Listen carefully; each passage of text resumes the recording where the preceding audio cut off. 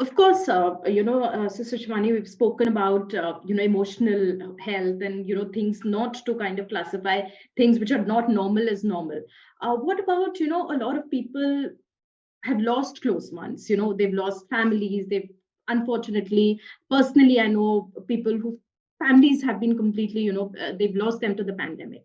In such a situation, when you talk to them in a personal level, as a friend, as a brother, as a sister, whatever, they say that, there is really, really no hope. How do we really start that process, when we talk about emotional health and things like that? But where should be the starting point for someone like that? Not, not like a general statement, but for someone who's really suffered very deeply for whatever reasons, COVID aside. One is what we've gone through outside, right? So if I have lost a family member, if I've lost more than one family member during COVID, even that has happened. Okay. So now that vacuum or that missing that person, that is a permanent part of my life. Understandable. And we're not going to talk about, okay, no, that, because that is, so that is. But when we say suffering, it is different. Hmm. A vacuum in your life, a very important relationship which is not there, a pillar of your house which is missing, a support system which is absent, that is now a permanent part of my life. One. But to say suffering, suffering means how much am I in grief? How much am I in pain? How much am I not ready to come out of that pain and grief? That is not the same for everybody. That is not the same for everybody.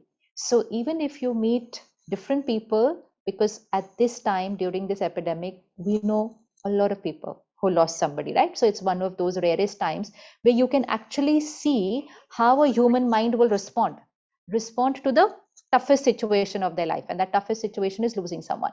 So even in this toughest situation of life, different people have responded differently. Hmm. It is not that all of them are in grief and in that same magnitude of pain, and for that same amount of time. It is different for everybody. The Totally, missing of the person is the same for everybody. I That agree. vacuum is the Hmm. same for everybody.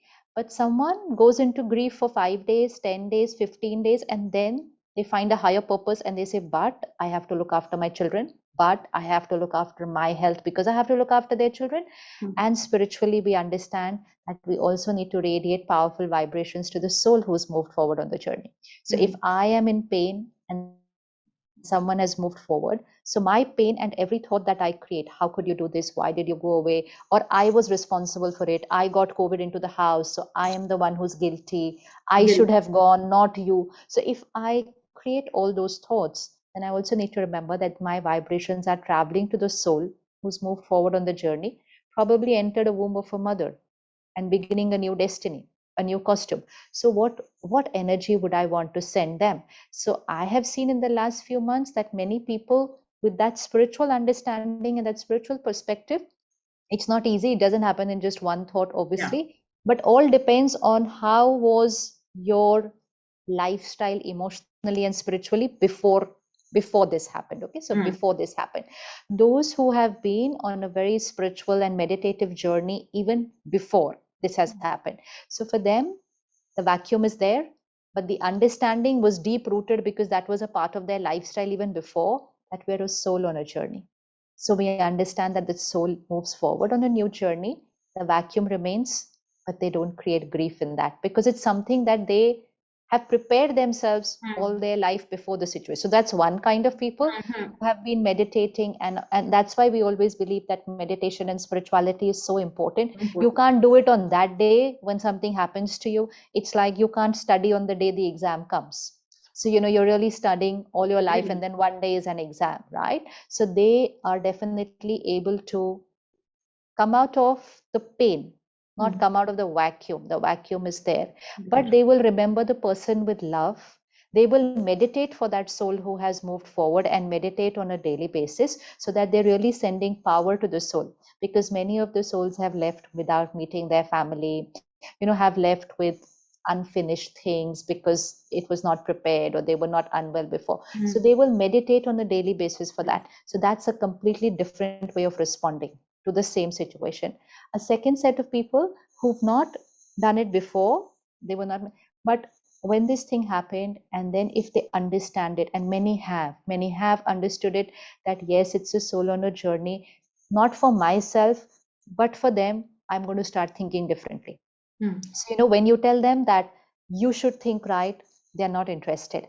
They're like, but I have now nothing to live for, or why should I be happy? Or, so for themselves, they won't find the need to change their thought. They are, because you feel very comfortable living in pain, because changing your thought is a very big effort at that time. So you don't feel like. But what I have seen is everyone is ready to do it for the person who has left for the person who has left. So when they understand spiritually that the vibration is traveling to the soul, it's going to influence the new journey. It's going to influence the journey of that soul in the womb of the mother, the body that is going to get created. If we radiate so much pain from here, destiny over there will get affected. This one understanding, people create miracles, and really they are very powerful, but they create miracles, and they will just stand up and say, okay, it might not be easy, but this is how I'm going to start thinking from today. And I'm going to start sending them a message that don't worry about us. We are there. You've taught us everything. We will take care of ourselves. We will take care of the family.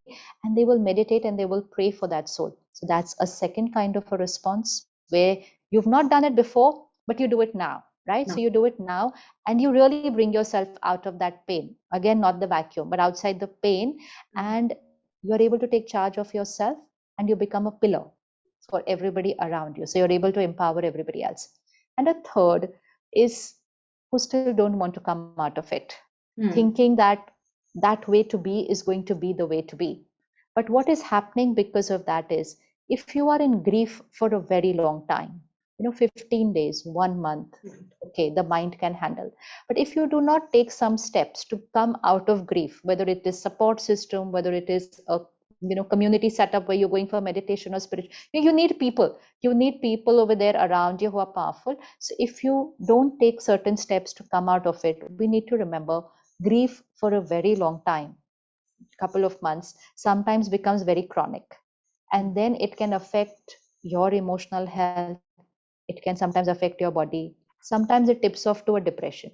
So yes, there was a big situation in our life, but our responsibility is not to create more situations.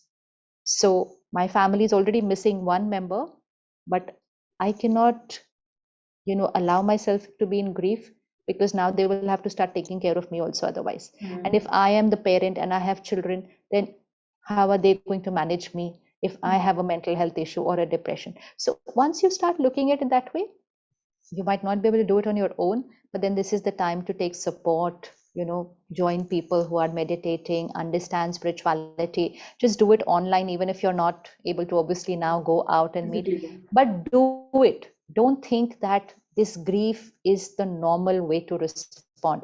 Again, this is the problem. We think this is normal. This is not normal. Getting up, and everybody gets up and takes charge. Nobody's sitting and crying. Yes, got up, they've taken charge, but they've taken charge of outside situations. So they will take charge of everything. They will just do everything fine. But taking charge is also here. Not just taking charge physically, but taking charge emotionally. So a little bit for yourself on a daily basis will shift you from grief to power. And power is what we need. The tougher the exam, the more strength we need. Effort. Yeah.